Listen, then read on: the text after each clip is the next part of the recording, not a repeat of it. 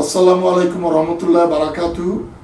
আমাদের মুসলিম independent think ট্যাঙ্কের 5 নম্বর episode এটি, এবং এখানে আমরা একটু ভিন্নভাবে খুব সহজ করে যতটুকু সম্ভব ইসলামকে দেখানোর চেষ্টা করব, এবং ইসলামের কিছু প্রতিফলন, ইসলামের সৌন্দর্য, চিন্তা ও মানবিক বোধ কিছু প্রতিফলন, এটা হচ্ছে আজকের শিরোনাম। আজ তারিখ হচ্ছে 28 শাওয়াল 1447 হিজরি, 3 বৈশাখ 1433 বাংলা, 16 এপ্রিল 2026 ইসাই। গতবার পঞ্চম এপিসোডে আমরা চতুর্থ এপিসোডে আমরা করেছি জুমাবার, আজকেও জুমাবার, এবং জুমাবারই হচ্ছে ইসলামের সবচেয়ে সৌন্দর্য দেখা যায়। মুসলিম উম্মার একটা উইকলি কংগ্রেগেশন হয়, বিনা পয়সায় সব লোক মসজিদে হুমড়ি খেয়ে পড়ে, এবং একটা ঐক্য, ছোট বড় ধনী গরিব সকল পর্যায়ের মানুষের, শিক্ষিত অশিক্ষিত, উঁচু স্তরের, নিচের অর্থনৈতিক স্তরের সবাই একত্রিত হয়, অর্থাৎ আল্লাহর কাছে যে সবাই সমান এর ডেমনস্ট্রেশন দেয়। এইটাই ইসলামের সৌন্দর্যের একটা বহিঃপ্রকাশ ঘটায়। ইসলামের সৌন্দর্যটা কোথায়? সে পুরো জীবনটাকে দেখে, পুরো পৃথিবীটাকে দেখে, এবং সমগ্র মানব জীবনকে দেখে একটি সমগ্রতার মধ্যে এনে। কিভাবে দেখে? এই যে প্রতিবেশী ঠুক ঠুক শব্দ করছে, তাকে থামানো যাচ্ছে না, এই বা জোরে শব্দ চালাচ্ছে, আরও জোরে করতে হবে, কারণ আরেকটা প্রতিবেশীকে যন্ত্রণা দিয়ে আনন্দ পাওয়া, এটি হচ্ছে বিপদের জায়গা। প্রতিবেশী যদি তোমার দ্বারা লাঞ্ছিত হয়, তোমার দ্বারা ক্ষতিগ্রস্ত হয়, তার হক যদি তুমি নষ্ট করো, তুমি কোনো মুমিনই না। তুমি যদি খেয়ে ঘুমাও আর প্রতিবেশী যদি না খেয়ে ঘুমায়, তাইলে কিন্তু তুমি প্রতিবেশীর হক আদায় করলে না, তুমি কোনো মুমিনই না, তুমি মুসলিমই না। যদি তুমি এইটি করো যে প্রতিবেশীকে যন্ত্রণা দিয়ে আনন্দ পাও, তাহলে কিন্তু তুমি মুমিনই না। প্রতিবেশীর হক আদায় না করলে হক্কুল ইবাদের সবচেয়ে গুরুত্বপূর্ণ দিক কিন্তু শেষ হয়ে যাচ্ছে। আমরা আত্মীয় স্বজনের হক আদায় করি না, প্রতিবেশীর হক আদায় করি না, ওয়ারিশদের সম্পত্তি তাদের মিরাসের ভাগ দেই না, মেরে দেই, বোনদেরকে ঠকাই, আবার ভাই বোন একত্রে চক্রান্ত করে অন্যদেরকে ঠকিয়ে ফেলি। এই সব কিছু নিয়ে আমরা চলি। এই সব কিছু নিয়ে আমরা কিভাবে মসজিদে যাই আমি বুঝতে পারি না। দুটোর মধ্যে একটা কন্ট্রাডিকশন তৈরি হয়। ইসলামের সৌন্দর্য এই যে আমি যে জামাতে বিনা পয়সায় গিয়ে ওখানে হাজিরা দিলাম আজান শুনে, সেই জামাত থেকে বেরিয়ে এসে আমি অন্যের হক রক্ষা করবো। আল্লাহ কিন্তু নিজের হকুল্লাহ সেটা মাফ করে দিতে পারেন, কিন্তু আল্লাহর ইচ্ছা হলে আল্লাহ রহমান রহিম গফুর রহিম, অত্যন্ত ক্ষমাশীল। কিন্তু বান্দার হক তিনি কখনো মানবেন না। প্রতিবেশীর হক কিন্তু খুব গুরুত্বপূর্ণ, এবং আমি খুব আশ্চর্য হয়ে যাই, প্রতিবেশীর হক, সম্পত্তি মেরে দেওয়া, অন্যান্য বিষয়াদি, এগুলো কখনো প্রায়শই মসজিদে এগুলো আলোচনা করা হয় না। হলে এত দূরবর্তী করা হয় যাতে প্রচ্ছন্ন হয়ে যায়। প্রকাশ্যে সরাসরি বলা হয় না যে সবার হক দিবেন। এটা কিন্তু ডেঞ্জারাস। আল্লাহ ধরবেন, হক যাদের মেরেছে তারা জাহান্নামে চলে যেতে হবে। ওয়ারিশদের হক, ওয়ারিশদের নিরাশ মারা যাবে না। প্রতিবেশীর প্রতি দায়িত্ব পালন করতে হবে। প্রতিবেশীকে কষ্ট দেখে নিজে আনন্দ পাওয়া যাবে না। ট্রাম্প সেটা করেছিল। ইরানকে মেরে গিয়েছিল খামেনি যেদিন মারা গেলেন, সেই খবর পাওয়ার পরই ট্রাম্প প্রায় 10 মিনিট ধরে নৃত্য করেছিল, উদ্যম নৃত্য, এবং নগ্ন নারী পুরুষরাও, আধা নগ্নরাও তার সঙ্গে সেটি করেছে। সারা বিশ্ব সেটা দেখেছে। ট্রাম্পের এতই আনন্দ যে একজন মুসলিম নেতাকে সে হত্যা করতে পেরেছে, যিনি একজন জিহাদি ছিলেন, যিনি একটি শিশুকে বলতে পেরেছিলেন যে সে বলেছিল যে আমি জিহাদ করতে চাই। তিনি বলেছিলেন তুমি বড় হও, লেখাপড়া শেখো, ডাক্তার, ইঞ্জিনিয়ার, সায়েন্টিস্ট হও, সারা জীবন পার করো, তারপরে আমি যে এটা করছি এই জন্য আমার বয়স শেষ হয়ে গেছে, এবং আমার এটা বললেও তেমন কিছু হয় না, আমি আল্লাহর জন্য জীবন দিতে প্রস্তুত। সেই ইরানিরা বলতে পেরেছে আমেরিকাকে যে আমরা ইংলিশকে সহ্য করবো না, শয়তানকে সহ্য করবো না, শেষ রক্তবিন্দু পর্যন্ত আমরা যুদ্ধ করে যাবো। ইসলামের সৌন্দর্য সেখানে কখনো পিঠ দেখায় না। ইসলাম প্রতিবেশীর প্রতি ন্যায্য আচরণ করতে পারে। ইসলাম বলে অন্যের চোখে যদি আনন্দের ঝিলিক দেখো, তার মধ্যেই তুমি বুঝবে তোমার ক্ষুদ্র বৃত্তের বাইরে, তোমার ক্ষুদ্র গণ্ডির বাইরে তুমি বেরোতে পেরেছো। তোমার যে শারীরিক সীমা, তার বাইরে বেরিয়ে অন্যের জীবনকে স্পর্শ করতে পেরেছো। কিভাবে করব? আমি অন্যের জন্য ভাবি। কিভাবে ভাবি? আমাদেরকে ভাবতে হবে কিভাবে? আমার অর্থের একটা অংশ আল্লাহ বাধ্যতামূলকভাবে 2.5% তাকে দিয়ে দিতে বলেছেন তোমার এটা তার সম্পদ, তুমি রেখেছো, এটি দেওয়ার পর তোমার এটি হালাল হবে। এটি হচ্ছে যাকাত। আল্লাহ বলেছেন সাদাকা করো, মানুষকে দান করো, গরিবকে সাহায্য করো, গোপনে দাও, তার কাছ থেকে দোয়া চেয়েও না, শুধু অপেক্ষা করো আল্লাহর বিচারের জন্য, শুধু আল্লাহ আমার সন্তুষ্টির জন্য সেটা করো। আল্লাহ কোরআনে বলে দিয়েছেন। আরো বলেছেন কি? দরিদ্রকে খাওয়াও, গরিবকে খাওয়াও, অন্যকে, এতিমকে সাহায্য করো, অভাবগ্রস্তকে সাহায্য করো, বিপদগ্রস্ত মুসাফিরকে সাহায্য করো, ইসলামের দিকে টানার জন্য সাহায্য করো, এবং নিজেকে জ্বালিয়ে পুড়িয়ে শেষ করে, রমজান হচ্ছে তার একটু উদাহরণ, নিজে আল্লাহর সন্তুষ্টি অর্জন করো। এই সব কিছুতে সৌন্দর্যের মাথা। এই জন্যই 2 পয়সার ফুল কিনলে 1 পয়সা দিয়ে খাবার কিনতে আর 1 পয়সা দিয়ে ফুল কিনতে বলা হয়েছে। এই যে সৌন্দর্যের প্রীতি, এই যে প্রত্যেকের মমতাময় আচরণ লক্ষ্য করেন। এই যে ঈদের সময় আমরা কোলাকুলি করি অথবা মুসাফা করি বা দোয়া পড়ি, তাবাক্কাল আল্লাহু মিন্না ওয়া মিনকুম, মানে আল্লাহ আমাদেরকে এবং আপনাদেরকে আমাদের সব দোয়া কবুল করুন, এই যে বলি, এর মাধ্যমে একটা সৌন্দর্য থাকে। আমরা যখন আসসালামু আলাইকুম বলি তখন আমরা কি করি? সবাইকে সালাম দিতে রাসূলুল্লাহ সাল্লাল্লাহু আলাইহি ওয়াসাল্লাম বলেছেন। এর মাধ্যমে বলে দেই আমি কেউ না, আমি একজন মুসলিম। সৌন্দর্য হচ্ছে এই, মানে হচ্ছে এই, তাৎপর্য এই, আমি মুসলিম হিসেবে আল্লাহর গোলাম, আল্লাহর তরফ থেকে আপনার উপর শান্তি এবং রহমত বর্ষিত হোক। এবং আমরা যখন সালাম ফিরাই দিদিকে আসসালামু আলাইকুম রহমতুল্লাহ, আসসালামু আলাইকুম রহমতুল্লাহ, তখনও কিন্তু নিজেকে একটা বিন্দুপথ করে 2 পাশে সামনে পিছনে সকলকে আমি সালাম দিই, 2 কান্দের ফেরেশতাকে দিই আর সবাইকেই দিই, মুনকির নাকির তার ক্ষেত্রেই, কিন্তু ইয়েকে 2 কান্দের কি কিরামান কাতিবিনকে দিই, কিন্তু সেই সঙ্গে এদেরকেও দিই। তার মানে আমি সকল মানুষের জন্য কল্যাণ কামনা করার পর মসজিদ থেকে বেরিয়ে অন্যের জমি যেন দখল না করি, অন্যকে যেন চড় না মারি, অন্যের প্রতি যেন অস্বাভাবিক আচরণ না করি, অন্যায়ের বিরুদ্ধে প্রতিবাদ করবো না, অবশ্যই করবো। রমজান মাসেই করবো। বদরের যুদ্ধ রমজান মাস হয়েছিল, ফতে মক্কা রমজান মাস হয়েছিল, যথাক্রমে 1 রমজানের 17 তারিখ, 1 রমজানের 20 তারিখ।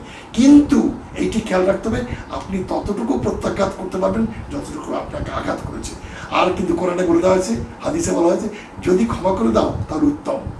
তাহলে প্রত্যেকের মধ্যে মমতা রাখার কি জায়গা, মানে মানুষের মধ্যে সম্পর্ক রাখার জন্য প্রতিবেশীর হক আদায় করতে যেমন বলা হয়েছে, তেমন রাসূলুল্লাহ সাল্লাল্লাহু আলাইহি ওয়াসাল্লাম বলছে খাওয়াও, তোমরা খাওয়াও। খাওয়া একটা সুদিং সাইকোসোম্যাটিক একটা ডিসঅর্ডার না, একটা অর্ডার তৈরি করে, একটা শৃঙ্খলা তৈরি করে।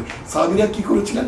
তারা প্রতিদিন সকালবেলা, দুপুরবেলা, রাত্রিবেলা ওই বাড়ি থেকে বেরিয়ে রাস্তার মোড়ে অপেক্ষা করতেন, তাদের ওই প্রাচীন অবস্থাতেই অপেক্ষা করতেন, এবং একজন মুসাফির চাইতেন, একজন লোক চাইতেন যাকে রাজি করাতেন তাদের সঙ্গে নাস্তা করার জন্য, তাদের সঙ্গে ভাত খাওয়ার জন্য, তাদের সঙ্গে ডিনার করার জন্য। লক্ষ্য করুন ওই গরিব আলোতে। এবং আমাদের কি করা উচিত? জাকাতের ব্যাপারটা কি ছিল? জাকাতের ইসলামের সৌন্দর্য কোথায়? একজন বসে আছেন, তিনি জাকাতের টাকা কোথায় দেবেন রাস্তায় ঘোরাঘুরি করছেন, কাউকে পাওয়া গেল না। শেষ পর্যন্ত দেখলেন এক পথের মোড়ে একটা উস্কো খুস্কো চোরলা বয়স্ক লোক একটা বড় মানে ফকিরি ছালা নিয়ে বসে আছে, তার বাসায় ওইটার মধ্যে সে দরিদ্র ভিক্ষুক হতে পারে। তিনি তাকে বলে, জনাব আপনার জন্য আমি এগুলো এনেছি আপনাকে দেওয়ার জন্য। উনি একটু চোখ কুচকে তাকিয়ে বলেন, আমি আজ 3 দিন ধরে অপেক্ষা করছি আমার এই সম্পদের গাঠিটা অন্য কাউকে চালান করার জন্য, পারছি না, কেউ নেওয়ার নেই। এটা ইসলামের সৌন্দর্য, যেখানে জাকাতের আর দরকার লাগে না। ইসলামের সৌন্দর্য কি? সানা হাদরামাউত থেকে মক্কা মদিনা ওটা একটা লম্বা ভ্রমণ করে ফেলতে পারে একজন নারী নিরাপদে। এইটি হচ্ছে জায়গা। এখানে ধর্ষণ হয় না, এখানে সোনার দোকান খুলে রেখে মসজিদে যাওয়া যায়, এইখানে স্যান্ডেল চুরি হয় না আমাদের মতো, এইখানে কোরআনের উপর কোরআন সাজিয়ে তার উপরে পা রেখে মসজিদের ফ্যান চুরি হয় না, এখানে মসজিদে মোবাইল চুরি হয়, সেটি ইসলামের সৌন্দর্য না। তাহলে জায়গাটা কি দাঁড়াচ্ছে? আপনাকে ওইটা বুঝতে হবে।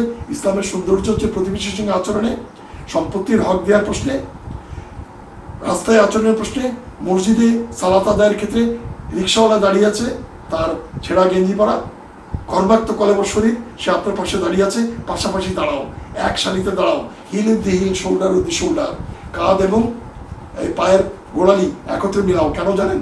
এই জন্য যাতে তুমি বুঝতে পারো ও তোমার ভাই। আল্লাহ ওকে দিয়ে রিক্সা চালাচ্ছেন বলেই তুমি রিক্সা চড়তে পারছো, আর তোমার হাতে টাকা আছে বলেই ওর ইনকাম হচ্ছে। আল্লাহ এইভাবে সমাজে একটা ডিপেন্ডেন্সি রাখতে রেখেছেন, একজন একজনকে সাহায্য করতে, সবাই এক হও। এই এক হওয়া হচ্ছে জামাতের সর্বোচ্চ লক্ষণ। সেই এক হই আমরা কত জায়গায় প্রত্যেক দিন 5 বার সালাতে হই, 2 বার ঈদের জামাতে হই, হজে হই, এবং যে কোনো বিপদে আপদে মুসলিম উম্মাহ একত্রিত হয়। এতগুলি যুদ্ধ হয়েছিল, বদরের যুদ্ধ সহ মুসলিম উম্মাহ একত্রিত হয়েছিল। আজকে আমরা একত্রিত হতে পারছি না। ইসলামের সৌন্দর্য আমাদের কাছে নাই, ইসলামের সত্য আমাদের কাছে নাই, ইসলামের তাৎপর্য আমাদের কাছে নাই। তাহলে আমাদেরকে কি করতে হবে? ইসলামের সৌন্দর্য যদি আমরা দেখি তাহলে বুঝবো যে সুন্দর চাওয়া, কল্যাণ চাওয়া, অন্যের জন্য ভালো চাওয়া, এইটি হচ্ছে ইসলামের। যে অন্যের ভালো চায় না, আমি যা পছন্দ করি তা অন্যের জন্য পছন্দ করতে পারতে হবে, আমি যা অপছন্দ করি তা অন্যের জন্য অপছন্দ করতে হবে। যে পোশাক আমার জন্য, আমার কাজের লোকের জন্য সেই। আমি যদি কাফারা দিই, সেই পরিমাণ খাবার দেবো যে রেঞ্জে আমি খাই, এবং সেইটি তো প্রতিটি জায়গায়। রোজার সৌন্দর্য লক্ষ্য করুন।